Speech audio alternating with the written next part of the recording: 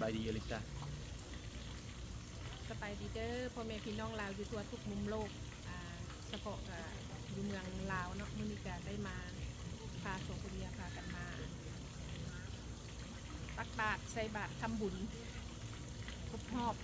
37 ปีที่สร้างวัดแล้วก็ครบรอบสินน้ำ6 ปีเนาะเนี่ย วัดสมิธฟิลด์ไอแลนด์พี่น้องเป็นได้สร้างวัดมา37 ปีละแต่ว่ามื้อนี้จุดนักและแม่นเพิ่นมาพากันตักบาตรเฉลิมฉลองศีลอยู่วัดนี้ไว้ได้เวลา6 ปี ดังนั้น2 คนครับเจ้าก็เลยได้มามีโอกาสมาตักบาตรญาติถามนำเพิ่นหาบุญศีลกินทานเพื่อจะได้มีคนหลายบ่มื้อนี้คุยกัน มื้อนี้คนหลายได้แต่ว่าอากาศมื้อเช้านี่มันก็ฝนตกน้อยนึงแต่ว่าช่วงอันนั้นก็เทวดาบุตรเทวดาถึงใจเพิ่นก็ได้อันแห่กันก็ไปบ้านแล้วเรียบร้อยเดี๋ยวนี้คนก็กลับบ้านกลับเมืองแล้วพวกเฮากันเลยพากันมาเฮ็ดคลิปเบิ่งสบายดีพี่น้องลาว ตุกใส่ไก่ศาสนาพุทธเนาะพี่น้องเนาะถึงเฮาจะอยู่ไกลก็ยาแต่ว่าอันนี้เป็นฮีตของประเพณีมันบ่แม่นแต่ศาสนาเด้ฮีตของประเพณีของคนลาวเฮาส่วนหลายว่าซั่นซะ98-99%ก็แม่นฮีตของประเพณีศาสนาพุทธของเฮาก็เลยได้มาพาลูกพาเต้ามาเป็นตัวอย่างให้เบิ่งแล้วก็พากันมาสร้างมาเป็นสร้างสิ่งมาเห็นหมู่เห็นคู่เห็นพรรคเห็นพวกแล้วก็มาสนับสนุนเพื่อให้ศาสนาของเขานี้อยู่ภายในโลกอีกต่อไปอันนี้เขาก็ดีใจหลาย ก็แม่นละบ่เฮามากับเพื่ออันเป็นตัวอย่างให้แก่ลูกหลานผู้ที่เฮาผู้ทุชนรุ่นหลังเนาะที่เฮาจะเกิดมาในภายหน้าวัดนี้ก็ถือว่าศักดิ์สิทธิ์ที่พวกสำหรับในส่วนตัวของข้าพเจ้าเนาะอันนี้ความเชื่อของไผมันอันนี้เนาะจะพิจารณาว่าซั่นซะเข้ามาวัดแห่งนี้แม่นศักดิ์สิทธิ์ตามที่ข้าพเจ้าได้มาว่าซั่นซะแล้วก็เฮาก็มาสนับสนุนที่ว่าเพิ่นได้สร้างมานี่ให้แก่ลูกแก่หลานเป็นมรดกตกสืบทอดของชนชาวลาวเฮาถ้าว่าพวกผู้ใดอยู่ทั่วทุกมุมโลกเนาะคันหากว่ามีโอกาสก็ได้มาเบิ่งมาแวสำหรับคนลาวเฮานี่แหละเพราะว่าจะลาวอยู่ไสลาวนอกลาวในลาวอยู่เมืองลาวลาวอยู่ไทย ลาวอยู่ทั่วทุกมุมโลกนี่แหละถ้าหากว่ามีโอกาสเฮาก็มาแวเบิ่งว่าซั่นซะเพิ่นก็เดินเพิ่นก็กว้างเนาะเพิ่นบนจอดรถก็โอเคกรรมการเพิ่นกันทุกคนก็เทคแค่นะพี่น้องเพราะว่าเพิ่นอยากสร้างให้คนลาวเฮาสามัคคีกันอยู่ที่วัดว่าซั่นซะเฮาจะบ่ติว่าลาวนั้นลาวนี่เนาะลาวอันเดียวกันว่าซั่นซะเนาะให้เข้าใจว่าจังซี่ล่ะขอเพียงแต่ให้เฮาสามัคคีกันสร้างความแตกแยกได้ละข่อยก็ความคิดเห็นของข่อยมีแต่เท่านั้นแหละก็อยากให้เฮาอันนั้นร่วมกันเนาะว่าซั่นซะเนาะเจ้าว่าจังได๋เจ้าเขาก็มาเป็นสนับสนุนละคนลาวด้วยกันที่จะได้บทที่เพิ่นเทศทำจริงเขาก็สนับสนุนแม่นแหละเขาก็ไม่เห็นกรรมการเพิ่นก็ท่าสิ่งเป็นเดือนละที่เพิ่นสร้างแปลงขึ้นเฮ็ดขึ้นทาสีขึ้นให้มันงดงามขึ้นท่านนี้เขาก็ดีใจแล้วก็มีอันนึงเขามีอันนึงแหละมีเจ้ามีแนวคิดอันใดมีอันใดลองเว้าสู่พ่อแม่พี่น้องเฮาลองฟังดูสำหรับแนวคิดของเจ้าดนเขาก็ได้มานี่ทีนึงมาแล้วก็มีคนมาซีมกระซาบกระซีใส่หูนี่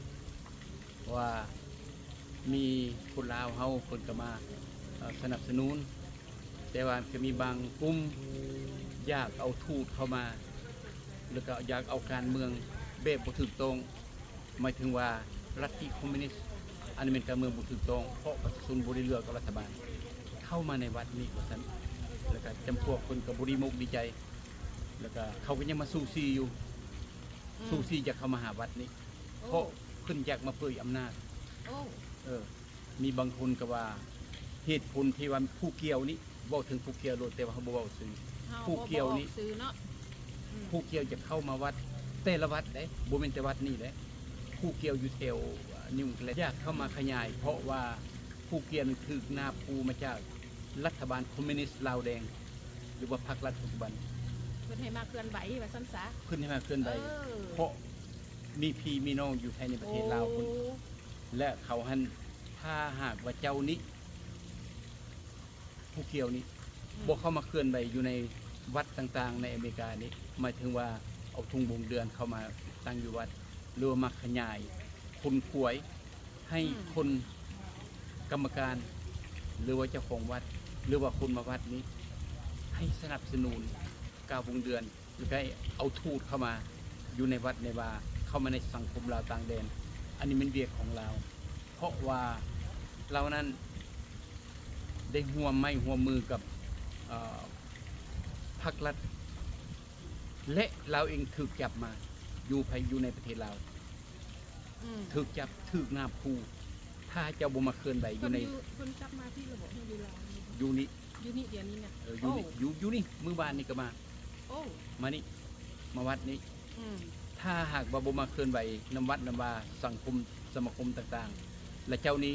เขาสิบ่ปล่อยจะมาเพราะผู้เกี่ยวถูกจับมาตั้งแต่ลาวอันนี้ก็ดีคนเราพี่น้องแต่ว่าเขาได้ยินเดี๋ยวนี้นะมันแสดงว่าจังไดทานผู้ชมผู้ฟังคิดว่าจังไดอย่าลืมเด้ออันนี้เป็นประเทศของพวกเขาหมดทุกคนสหรัฐอเมริกาพวกเขาเป็นประเทศประชาธิปไตยพวกเขามีเอกราชพวกเขาจะบ่อนุญาตให้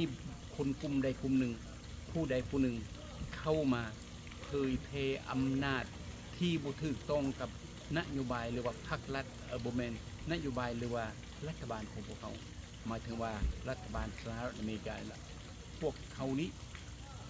บ่ได้ส่งเสริมลัทธิคอมมิวนิสต์เขาเห็นเขาจะหมายหัวไว้เขาจะเบิ่งเขาจะแยงเขาจะปะเขาจะเว้าดังนั้นพี่น้องข้าพเจ้าได้ยินแนวนี้มาข้าพเจ้าก็ว่าโอ้แสดงว่าผู้เกี่ยวนี่ก็หัวแข้งหลายเติบบ่ย่านบ่กลัวกับกฎหมายของประเทศของพวกเขาหมายถึงกฎหมายของรัฐบาลอเมริกานี่แหละตนเองไปประเทศลาวมีปัญหาถือเขาจับถือเขานาภูแล้วเขาบอกเจ้าว่าถ้าอยากปล่อยเจ้าจะต้องเข้ามาอเมริกาแล้วเข้ามาเคลื่อนไหวเอาการเมืองความสัวซาลาหลังของลัทธิคอมมิวนิสต์นี้เข้ามาเป่าหัวพี่น้องอยู่ในสหรัฐอเมริกาและเขาสิบปล่อยดังนั้นผู้เกี่ยวก็เลยได้สัญญากับเขาว่าเขาจะไปเคลื่อนไหวหรือว่าไปเอาหาทูตแลนทูตเข้าวัดนั้นแลนทูตเข้าสมาคมนี้เลี้ยวให้คนลาวต่างๆผู้ที่บกขึ้นนี้เข้าไปสปอร์ตทูตเข้าไปสนับสนุนลัทธิคอมมิวนิสต์ทั้งโอมเบะพวกเจ้าบุฮูตัวนี้ค่อยได้ยินขึ้นมาแล้วค่อยเป็นห่วงเพราะบ่เสียมกเสียใจอย่างดอกแต่ค่อยเป็นห่วงเพราะว่าค่อยเป็นห่วงคนลาวคนนี้เป็นห่วงวัดเขานี้เป็นห่วงสมาคมคนลาวนั้นเจ้าหน้าตนเองพาไปสนับสนุนแล้วก็ลูกเขาเกิดอยู่นี่เขาใหญ่อยู่นี่เขาบอกเขามุกเข้าใจลูกเต้าก็สิไปนำกันอีกดังนั้นสำหรับค่อยนี่เขาอยากมาปากมาเว้าเพื่อตักเตือนหรือว่าเพื่อเปิดตะนางเพื่อบอกเพื่อเตือนให้คนลาวเขาด้วยกันอยู่ในสหรัฐอเมริกานี้หรือว่าอยู่ในฝรั่งอยู่ในออสเตรเลียกันได้อยู่ต่างประเทศพี่น้องให้มีมุกมีใจหู้จักอันใดผิดหู้จักอันใดถือสิ่งที่อันใดถือแล้วเขาบ่มีญาณเพราะเขาบริเหตุผิดกฎหมายเขานั้นเป็นผู้ผิดกฎหมายดังนั้นข้าพเจ้าได้ยินข่าวว่ามีคนมาบอกมาเบาว่าผู้เกี่ยวนี่ผมโดยคณะ 2-3 คนอยากมาเคลื่อนไหวอยู่น้ำวัดน้ำบานี่ตัวนี้ท่านอยากให้เศร้าขึ้นซะเพราะว่าเจ้ามาเคลื่อนไหวเจ้าบ่ได้หยังดอกเจ้าจะให้คนลาวคนนี้เป็นคนล้าหลังแบบพี่น้องลาวเขาอยู่ประเทศลาวล่ะเบิ่งดูมันยังดีขึ้นอยู่ในประเทศลาว49 ปีแล้วขายหมดทุกกันทุกแนวขายนะ ดังนั้นพี่น้องเขาต้องเบิ่งเลยคนจะโยงสนับสนุนรัฐบาลผู้ใดนะเขาต้องเบิ่งเขาฮิตยังให้แก่ประชาชนเขาฮิตยังให้แก่ศาสตร์อยู่ในประเทศลาวอยู่ในเมืองวิจันทร์เห็นบอกฝนตกดำคืนนี้ท่วมหมดหมดอันนั้นมันบูดีพี่น้องข้าพเจ้าออกมานะดังนั้นค่อยนี้อยากให้คนลาวอยู่ต่างประเทศนี้มีมุกมีใจหูพิษหูถือแล้ว ออกมาปากเป็นกระบอกเสียงให้พี่น้องผู้ที่เพิ่นปากบุไดไอบุดังอยู่ในประเทศลาวนั้นเพราะเพิ่นนั้นถูกกดขี่ข่มเหงมาจากลัทธิคอมมิวนิสต์นี้มาได้49 ปีละมันบ่มีอย่างดี ถ้ามีดีข้าพเจ้าบ่งปากมึงเว้าข้าพเจ้าจะโยงโยสรรเสริญเพราะข้าพเจ้าก็สายเลือดของเราดังนั้นแนวซัวแนวลาหลังแนวบุรีแนวกดขี่ข่มเหงประชาชนแนวเผด็จการแนวโกงชาติก็บ่อยากให้มีอันนี้ผมก็เลยอยากมาปากมาเว้านะว่าได้ยินคนมาปากมาเว้าอันนี้แล้วเฮาชีวิตค่อยชีวิตอยู่นี่เขาบ่อยากมิดเพราะเขาอยากให้คนเข้าใจ เอาจังซี่ซะเนาะ อันเฮามานี่เนาะก็อันคนที่บ่มักให้มาเคลื่อนไหวก็มีว่าซั่นซะเนาะแต่ว่าเคลื่อนไหวเรื่องอันน่ะอันระบอบนี่เฮาก็ฮู้ว่ามันผิดกฎหมายอยู่แล้วเนาะอันถ้าหากว่าทานมาเคลื่อนไหวหั่นนะผิดกฎหมายหั่นนะเฮาสามารถรีพอร์ตหุ้มอันนะหุ้มเล่น security ได้ว่าซั่นซะเนาะและอันน่ะบัดนี้ล่ะอันนี่ได้คนลาวเฮานี่ให้เฮาฮู้ว่าอันน่ะเฮาแม่นไผมาจากไสแล้วเป็นหนังเฮาจงค่อยมาที่นี่ให้ฮู้ต้นตอตัวนี้แล้วก็แปลว่าเฮาจะฮู้มันนะว่าซั่นซะเพราะว่าอันน่ะเดี๋ยวนี้หั่นมันก็กำลังขุ่นเกี่ยวเนาะโลกเฮากับเปลี่ยนแปลงเฮาบ่ฮู้ว่ามันสิเป็นไปแนวใดเนาะให้คนลาวเฮาหั่นให้มีสติว่าซั่นซะบอนใดที่ว่าอันน่ะคุณจะมาเคลื่อนไหวหรือทับมากเขาก็ให้มีสติมาสันสาเพราะว่าวัดนี่จะเป็นมือลางอาจารย์บุญทันเนาะพระอนุสวัสดิ์ที่เพิ่นได้สร้างให้ลูกหลานชาวลาวที่ว่าได้มากะไว้เป็นมูลมรดกสร้างเพื่อจะเอาใช้ในศีลแล้วก็ให้คนลาวเฮาที่ว่าศาสนาพุทธให้ฮู้ที่มาที่ไปของเฮาเป็นสืบตระกูลไปฮอดรุ่นลูกรุ่นหลานผู้ละสำหรับผู้ที่เพิ่นจะมาอันนั้นเคลื่อนไหวอย่างก็เคลื่อนไหวที่ว่าคุณมีคนเว้าสุฟังเนาะอันนี้เนาะเฮามาเฮาก็อันนั้นผู้ที่ข้าเจ้าเคลื่อนไหวบ่ให้ที่อันนี้นี่นะล่ะบ้านเฮามันยังเป็นระบบคอมมิวนิสต์เป็นอย่างจะต้องมาเคลื่อนไหวเอาคนที่ว่าอันนั้นอยู่ในวัดนี่จะเป็นคอมมิวนิสต์นำกันอยากให้ทั้งพูดขึ้นหันให้เข้าใจซะว่าเยซูเฮ็ดจังซั่นเถาะเพราะว่าอยู่บ้านเฮาน่ะคนทุกข์สิตายเลยได้เป็นอย่างเจ้าเป็นอย่างคือเจ้าคือบ่ไปเคลื่อนไหวอันซอยประชาชนอยู่เมืองลาวคุณเป็นอย่างจะต้องมาเคลื่อนไหวอยู่ในประเทศนอกที่ไปเคลื่อนไหวอยู่ในอันนั้นประเทศลาวคุณซะไปซอยประชาชนผู้ตกทุกข์ได้ยากอยู่เมืองลาวคุณน่ะผู้บ่มีอันสิกินน้ำท่วมเมืองเวียงจันทน์หันไปเคลื่อนไหวพวกนั้นไปเคลื่อนไหวซอยประชาชนอยู่คุณซะอย่าโทรออกมาเถาะรบกวนอยู่ข้างนอกนะพวกอยู่เฮาอยู่ข้างนอกนี่มันอันน่ะมันสามัคคีกันอยู่แล้วมีอยู่มีกินอยู่แล้วพวกเจ้าจะไปเคลื่อนไหวพวกเจ้าไปเคลื่อนไหวอยู่ทางในซอยประชาชนอยู่ทางในพุ่นสำหรับทางนอกนี่พวกเขามันเป็นอันเดียวกันด้วยจะมาสร้างความแตกแยกว่าท่านจะหันพวกทานจะมาสร้างความแตกแยกกันแต่ว่าวัดนี่มันเป็นของสาธารณะใครเข้ามากก็ได้วัดนี่น่ะมันเป็นของสาธารณะเขาบ่ได้ว่าดอกอันโอ้คนอยู่ในระบบนั่นบ่ให้เข้ามาคนอยู่ในระบบนี่บ่ให้เข้ามามันบ่แมนเข้ามาได้พวกทานอยากเข้ามาก็เข้ามาได้แต่ว่าขอให้อย่ามาสร้างความแตกแยกของคนลาวอยู่ประเทศนอกว่าซั่นซะท่านอยากอันซวยแท้ๆซวยคนเมืองลาวคุณทุกข์สิตายเลยได้หั่นลูกหลานโรงโรงเรียนแม่นว่าล่ะบ่มีอันสิอยู่สิกินไปซอยพวกนั้นพุ่นไปเคลื่อนไหวซอยพวกนั้นพุ่นพวกนี้อย่าเข้ามาในวัดในวานี่หยังเข้ามาอยู่แต่ว่าหากบ่มาสร้างความแตกแยกให้แก่คนลาวเฮาอยู่ทางนอกนี่นะว่าจังจะตามวัดวาตามอีหยังบ่สร้างความแตกแยกเฮาฮู้อยู่ดอกว่าทูตลาวหั่นพวกทานก็เฮ็ดเวียกพวกทานเฮาเข้าใจพวกทานอยู่ในระบบนั้นพวกทานก็ต้องอันน่ะพวกทานก็ย่านพวกทานว่าซั่นซะเอ้าก็ต้องก็คือแหละเนาะทูตเนาะว่าซั่นซะก็ต้องจังได๋เป็นจังซี่เนาะพวกเฮาบ่ได้มีอคติต่อคนลาวด้วยกันดอกมีแต่ว่าให้ฮู้ว่าเฮาอยู่ในระบบใดท่านพวกทานนั่นน่ะไปเปลี่ยนระบบอยู่เมืองลาวพุ่นให้เป็นระบบเสรีประชาธิปไตยมันก็แล้วเลยได้คนลาวเฮามันสิมีปัญหาอีหยังนึงบ่ล่ะคนลาวเฮาฮักกันอยู่แล้วไปใส่เฮาบ่ทิ่มกันอยู่แล้วส่วนหลายเฮาก็มาในวัดในวาจังซี่แหละเฮาบ่ได้อคติต่อผู้ใดเนาะมาก็เซง่ายเจ้าคนลาวนอกลาวในลาวอันเดียวกันบ่มีลาวหยังดอกลาวอันเดียวกันฮักแพงกันเด้อพวกทานจังซั่นแหละเนาะพี่น้องพวกเฮามานี่ก็อันนั้น เว้าสู่ฟังตามที่พระเจ้าได้มาเว้าสู่พวกเราฟังแล้วกันจะเฮาก็เอามาเว้าต่ออยากให้ฮอดหูพวกคานให้พวกคานไปพิจารณาเบิ่งว่าซั่นเฮาเว้านี่บ่ได้มีอคติดอกเฮานี่นะบ่ได้มีอคติหยังทั้งหมดคนลาวเฮาอยากให้คนลาวหั่นเป็นอันเดียวกันแฮงดีย่อมือสาธุ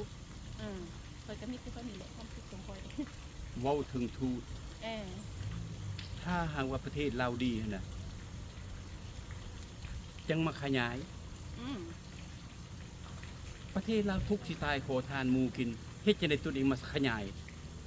ระบบที่ทุกนี้อยากให้คนเราทุก ก็ยังว่าหั่น อยากให้ชาติอื่นทุก อืม อยากให้คนโลกนี่ทุกอย่าลืมได้พวกทูตพวกเจ้าขอทานกินเราโนกเนี่ยประเทศใดขบมีตั้งแต่สาธารณรัฐพวกเจ้านี่แหละ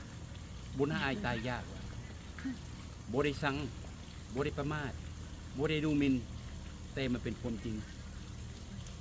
รัฐบาลพาศาสตร์ลมจมละยังมาพากันขยายอยากให้อยู่มีอเมริกาฝรั่งอยู่ต่างประเทศถ้ามันเป็นแบบทุกข์ยากแบบตนเองนั้นมันบ่เป็นอันนี้คุณฮักศาสตร์ผู้เว้าอันนี้แทนที่โอ้ประเทศลาวนี้บ่เป็นรัฐบาลเพิ่นบ่มีปัญญานำภาษาบ่ได้ก็แม่นแท้ละแม่นความพวกเจ้าเว้าแม่นความชาวโลกเขาเว้าแล้วพากันไปแก้ไขมันสิดีก่อนอันนี้พากันมาโยงโยสรรเสริญตัวลาวตาขาวอยู่นอกนี้เฮ้กันบัดนั้นน่ะแล้วพากันทุกบนโลกนี้มักว่าเบิ่งลาวดูจีนมาคนเอาโบเงินโบคำหั่นน่ะพวกเจ้าเอาหน้าเอาตาไปไว้ใส่มีบทศาสตร์นำมูหั่นน่ะคันมีศาสตร์ลาวแล้วเป็นเจ้าของประเทศแด้เขาซากันทึดๆดินละดินลาวคำละคำลาวแต่จีนหันมาเป็นเจ้าของยุคตัวนี้ขึ้นมาอยากให้ทูตตื่นขึ้นนุกตัวนี้ขึ้นมาอยากให้กระทรวงการต่างประเทศตื่นขึ้นกระทรวงการต่างประเทศผู้เป็นทูตอยู่นิวยอร์กนี่นะมาหากินเทลคอนเนติเกตเทลโรดไอแลนด์เทลมัน ทูตวอชิงตัน โน ทูตนิวยอร์กก่อน ทูตนิวยอร์กเดย์ทูตวอชิงตันเดย์อันเดียวกันเพิ่นอยากเข้ามาขยายนะส่วนหลายจะเป็นทูตอยู่นิวยอร์กนี่ทูตสหประชาชาติคนอื่นนะ United Nation เพิ่นอยากเข้ามาล้อนำคนลาวโอ้ยเข้าไปเด้อประเทศลาวนะเบิ่งดูพ่อแม่พวกเจ้าผู้ใดเป็นชาวไร่ชาวนาได้มันเป็นเจ้าเป็นนายนะเอาความจริงแม่มาปากมาเว้าแม่จะมาออกมาปากมาเว้าอันนี้ไปวัดใดก็เห็นซัมโบนำมื้อนี้เพิ่นว่าโอ้มีผู้หนึงเพิ่นมาขยาย ควรเศร้าเลยเด้อพี่น้องเด้ออันนี้บ่ได้ออกมาปล่อยมาด่าบ่ได้ฮักได้สั่งผู้ใด มีแต่มาขยาย เฮาคนลาวด้วยกันเฮาคนลาวด้วยกันเฮาตัวใดระบบใดมันจะพาสร้างภาษามันจะเห็นให้ประชาชนมีภาษาธิปไตยก็เดียวว่าพากันเฮ็ดเท่านั้นอันนี้ทุกยากขาดคืนไปได้กันแห้งดุดเข้าไปซ้ำบ่นำมาสร้างภาพแล้วมันตัวข้าพเจ้าคิดว่ามันล้าหลังละเพราะสมัยทุกมือนี่หั่นประเทศลาวเกิดยิ่งขึ้นชาวโลกฮู้รัสเซียเกิดยิ่งขึ้นชาวโลกฮู้สมัยนี้มัน ใกล้สิล่มละลายแล้วนะ มันตาโซงสมัยนี้นะ มันใก ส ล้ มัย สิล่มละลายแล้ว ตาโซงอยู่ประเทศลาวโลงพินอยู่พี่ก็ได้ยินอยู่พี่เห็นอย่างอยู่พุ่นก็ได้ยินดังนั้นอันนโยบายมาตัวประชาชนนั้น เซาซะ ค่อยคิดว่าอยากให้เศร้าแล้วเพราะว่าเปลี่ยนซะ เซาซะเปลี่ยนระบบซะพวกคานเลยเปลี่ยนซะมันบ่ก้าวหน้าเด้คนลาวประเทศลาวเฮามันก็บ่ก้าวหน้าเด้กับเบิ่งน้ำท่วมมันเด้เบิ่งน้ำท่วมเวียงจันทน์เบิ่งนั้นประชาชนบ่มีอันสิอยู่จริงเซาซะพวกคานเลยเปลี่ยนระบบพุ่นน่ะให้มันทันโลกเขาได้ลูกหลานเฮาก็สิก้าวหน้ามันก็สิได้มีผู้ขึ้นเดือนขึ้นดาวนํเขาได้ให้มีประวัติศาสตร์นํเขาได้ไปว่าซั่นซะคันอยู่ในระบบนั้นหันบ่ได้ขึ้นเดือนขึ้นดาวนํเขาดอกค่อยคิดว่าเนาะเจ้าว่าบ่ ทุกข์ก็ว่าทุกข์ยากก็ว่ายากข้าพเจ้าเข้าใจและชาวโลกฮู้ท่านพวกเจ้าทางมีนะพวกเจ้าบ่ได้มาขอทานนำคนลาวออกจากประเทศดอกย้อนทุกข์ย้อนยากอันนี้ความจริงคันทุกข์ยากเราก็มาเว้ากันลมกันเปลี่ยนระบบเฮ็ดให้จังไดอนาคตประเทศสิดีขึ้นแนวนั้นจะเป็นคนรักษาอันนี้ทุกข์เท่าใดปรุงซาเท่าใดให้มาขยายอำนาจว่าพรรครัฐนิสราชทรงใส่อาจผู้ค่อยนี่บ่เห็นดีมัน ส่วนหลายคนประชาชนเขาก็บ่เห็นดีนำดอกบ่ว่าจะลาวนอกลาวในไผสิอยากให้คนลาวเฮาทุกข์เนาะไผก็อยากสนับสนุนให้คนลาวเฮามันดีขึ้นว่าซั่นซะ เฮาบ่ได้มีอคติดอกเฮาหันอยากสนับสนุนอันแนวคิดของพวกเฮานี่นะบางคนส่วนหลายแนวคิดก็แบบนี้แหละบ่มีดอกไผสิว่าอยากให้คนลาวเฮาทุกข์บ่มีดอกไผสิอยากให้คนลาวเฮาอยู่อันนั้นป้องอำนาจของประเทศอื่นว่าซั่นซะบ่มีดอกอันสิอยากเห็นคนลาวเฮาแตกแยกว่าซั่นซะคนลาวเฮามาอยู่ในสหรัฐอเมริกาอยู่ทั่วทุกมุมโลกนะก็สร้างซาอันนั้นเรื่องวัดเรื่องว่าก็สร้างขึ้นก็ลาวอพยพเป็นคู่ที่ว่าสร้างขึ้นว่าซั่นซะเนาะแต่ว่าที่ว่าการไปการมานี่เฮาก็บ่ได้ที่ว่าลาวนั้นลาวนี้ว่าซั่นลาวใดก็เข้ามาได้มีแต่ว่าให้พวกทานหั่นฮู้คิดบ่ให้มักขยายซะอำนาจอันนั้นระบบคอมมิวนิสต์นั่นน่ะคันว่าระบบอันมันเปลี่ยนระบบแล้วจังค่อยเข้ามาขยายหั่นน่ะว่าซั่นซะสิให้ดึงไปอยู่ในระบบคอมมิวนิสต์หั่นน่ะมันสิล่มละลายแล้วระบบคอมมิวนิสต์หั่นน่ะเป็นหยังคือบ่มาเปลี่ยนเป็นเสรีประชาธิปไตยเปลี่ยนเป็นเสรีประชาธิปไตยคนลาวเฮามันก็ดีเลยเด้แม่นบ่ทางไปมันดีเด้เนาะมันดีแล้วเฮาเว้ามื้อนี้ก็พอเท่านี้แหละเนาะพี่น้องเว้ากันน้อยเด้ออย่าสู้ เว้าน้อยคนลาวด้วยกันสายเลือดเดียวกันโอกมาปากกาปากกาเว้าก็ย่องอยากให้คนลาวหันดีบ่อยากให้ผู้ใดทุกข์บ่อยากให้ผู้ใดยากเล่าในก็อยากให้ดีเล่านอกก็อยากให้ดี ถ้าอยากให้ดีหั่นน่ะรัฐบาลลาวก็พากันแก้ไขต้องการความช่วยเหลือจากลาวนอกพวกเฮากับอาเขตแต่ต้องให้เป็นประชาธิปไตยแม่นล่ะบ่อันเด็กกับกูอันเด็กกับกูอันเด็กกับกูอันนั้นก็ลูกกูอันนี้ก็หลานกูอันนั้นก็กูนายก็เป็นกูมึงละมาฟังความกูแล้วสิมีผู้ใดมาไปเฮ็ดนำพวกเจ้า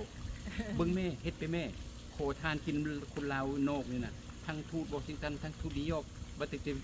จะมีเบิร์ธเดย์พาดอกพาดีเพิ่นมากินเราบ่ได้ติบ่ได้สั่งกินก็กินแต่อย่ามาขยายให้เฮียนเอาระบบที่เจริญนี้เข้าไปประเทศลาวแม่นอย่าสู้เอาความแม่นอันนี้บ่ดีหั่นเอามาเฮียนนำเขาอยู่ต่างประเทศนี่มันบ่ถูกถูกต้องล่ะถ้าพวกเจ้าดีเด้ถ้าพวกเจ้าอยากให้ศาสตร์เป็นขี้ค่ามาใส่ศาสตร์อื่นแบบปัจจุบันแล้วมันพวกเจ้าเองเป็นคนชั่วมันพวกเจ้าเองเป็นคนบ่สั่งบ่ฮักประชาชนบ่ฮักศาสตร์เจ้าของเขาสิมายึดเอาเบิดแล้วยังสิมาขยายยังสิมาขยายปุ๊บปิตนาอายตายอยากคนลาวผู้ใดมาขยายซอยเขานี่พวกเจ้ากับพิลึกพวกเจ้าที่มาของตัวเองบ่เนาะพอลูกเจ้าน่ะจบโรงหำโรงเรียนจุบนักเรียนสูงกระเต็มบ่เป็นตะสเตกน้ำโพน้ำแม่นั้นลูกก็เลยไปแลน้ำคนอันนี้หลายคนเด้อนับแต่ปีโอลิม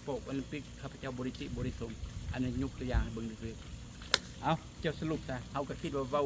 สุมาภาคนแล้วย้อนว่าเข้าใจแหละเพราะว่าเฮาก็คิดว่าเฮาเป็นห่วงน้ำตาลน้ำประชาชนเพิ่นก็อยากมีตัวนี้แหละเพิ่นจะมาวันเพิ่นให้น้องลาลมทักสรุปโอเคพี่น้องลาวเฮาอยู่ทั่วทุกมุมโลกเฮามาเว้ากับเพื่อความเป็นห่วงเป็นใยอันน่ะเฮาบ่ได้มีอคติหยังเนาะบางเทื่อถ้าเว้าแฮงไปก็ขออภัยก็บ่ได้แฮงดอกเฮาเว้าในความอยู่ในความถูกต้องมื้อหลังพระอาจารย์บุญทันเพิ่นบอกว่าให้เฮ็ดในสิ่งที่ถูกต้องเพิ่นว่าอย่าทอให้เฮ็ดในสิ่งที่ถูกใจพวกทานหันเฮ็ดหันสิ่งที่ถูกใจว่าซั่นซะ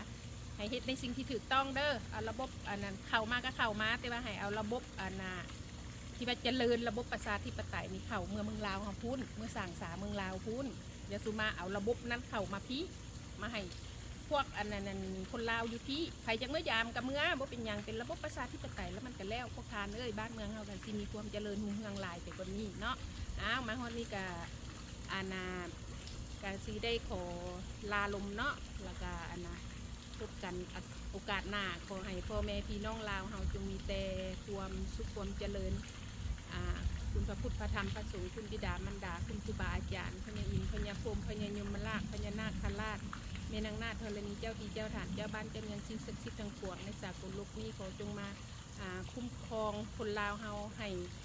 หลุดพ้นจากความทุกข์ความยากความ